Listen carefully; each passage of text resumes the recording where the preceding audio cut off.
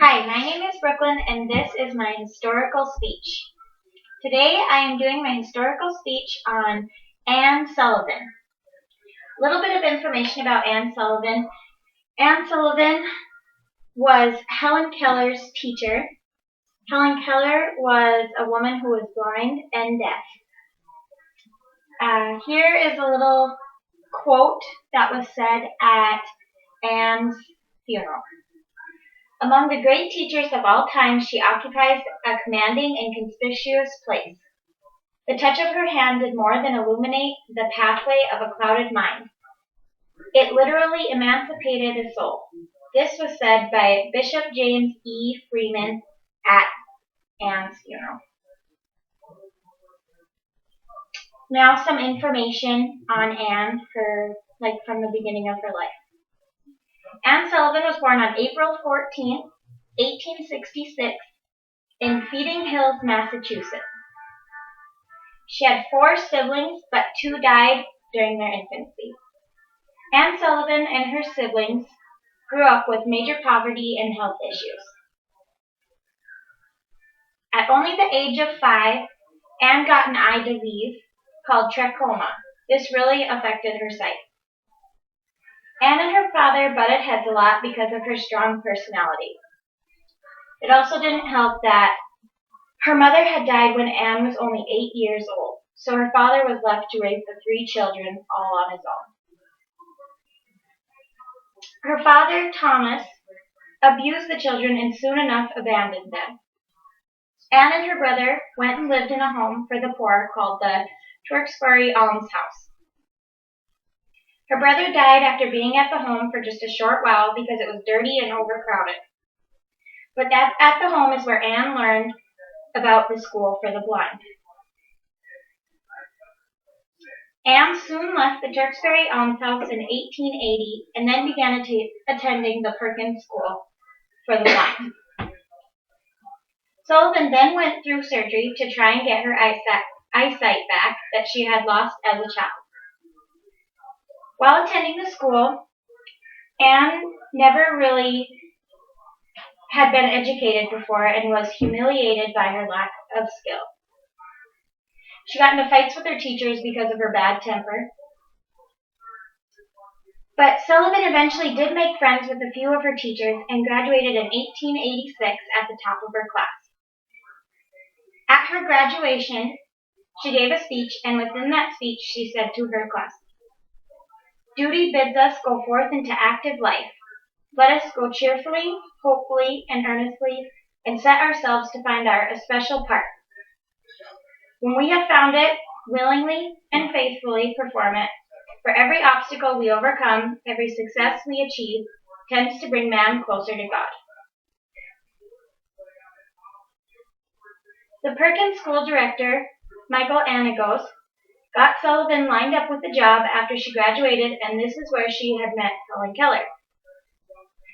March 1887, Anne, who was now only 21, traveled to Tacoma, Alabama, to work for the Keller family. Teaching Helen was not a walk in the park.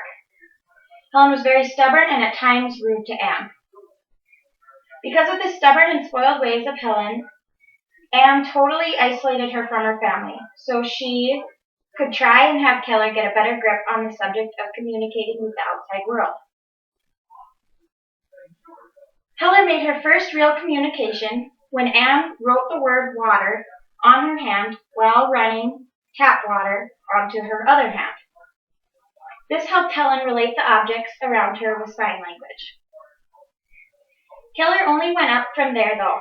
Within a matter of months, Keller learned Braille, her multiplication tables, and over 600 words. Anne then started taking her to the Perkins School, where she had attended as a child. Sullivan and the school also tried getting aid for Keller's speech at the White Humason School in New York City. The news of Anne's success with Keller spread all over the world, and Anne soon was famous and was liked by Thomas Edison and many more famous inventors and people alike. The Perkins School wrote an article in the paper about their star student, Anne, and their awesome team who had taught her everything that she had known. Helen Keller then went to attend college, where Anne wrote her lessons into her hand and helped her out with all the schooling after that. She even helped Keller write her autobiography. And how they got the money to take her to these schoolings is people all around the world, and a very, very rich man gave the money to Helen, donated it to her, because her family could no longer afford it. In 1905, Anne married a Harvard University instructor, John A. Macy. Now with her married life, her husband Keller and herself moved to a little farmhouse in Massachusetts. In 1913 or 1914, the marriage was broke off, but it was never filed with papers. Her husband just up and moved to Europe, and that was that. When Keller began getting health conditions, she took in Polly Thompson as Keller's secretary. Sullivan, Keller, and Thompson then took off and moved to Forest Hills, New York. Money was very tight for these three ladies, so when Sullivan was offered to play in a movie of her life story, she took the offer for the movie, and the movie was titled Deliverance. The movie didn't get enough fame, so Keller then tried touring with Vaudeville Theater Circuit. For years, the touring worked, and the ladies had enough money to get by, but soon Sullivan lost her right eye due to severe pain in it. She had almost no sight in one eye and no sight in the other eye. And these are my references. My one internet source that I had was from the bio.com. And then I had one book that I rented from the library, and it was Anne Sullivan's diary. And the other one I had was written by Helen Keller about her teacher, and it was a journal. So that's all I have. Hope you guys enjoyed my speech. Yeah, absolutely.